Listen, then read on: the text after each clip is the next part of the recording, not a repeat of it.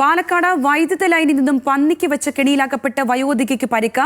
വാണിയംകുളം പനിയന്നൂർ ആറമ്പറ്റ വീട്ടിൽ മാലതിക്കാണ് പരിക്കേറ്റത്. മാലതിയുടെ മകൻ പ്രേംകുമാറാണോ പന്നിക്കണി സ്ഥാപിച്ചത് എന്ന സംശയത്തിലാണ് പോലീസ് ഉള്ളത്. പരിക്കേറ്റ മാലതി സ്വകാര്യ ആശുപത്രിയിൽ ചികിത്സയിൽ കഴിയുകയാണ്. വിവരങ്ങളുമായി പാലക്കാട് നിന്ന് അജിത് ബാബു ഉണ്ട്. അജിത്ത്, എപ്പോഴാണ് ഈ മാലതിക്ക് ഇത്തരത്തിൽ ഷോക്ക് ഏൽക്കുന്നത്? എന്താണ് അവിടെ സംഭവിച്ചത്? ഈ പരിക്കേറ്റ മാലതിയുടെ സ്ഥിതി എങ്ങനെയാണ്?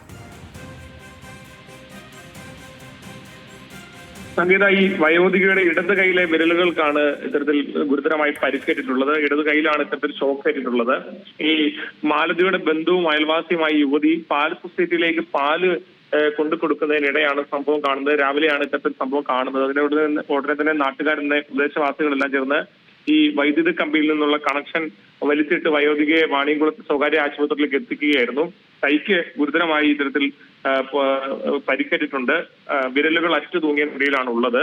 ഈ സ്ഥലത്തെത്തിയ ഷൊർണൂർ പോലീസ് അന്വേഷണം ആരംഭിച്ചു.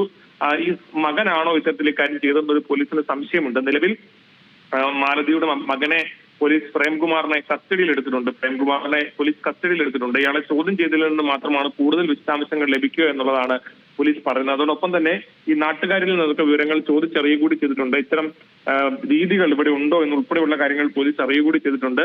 പോലീസ് അന്വേഷണം പുരോഗമിക്കുകയാണ്.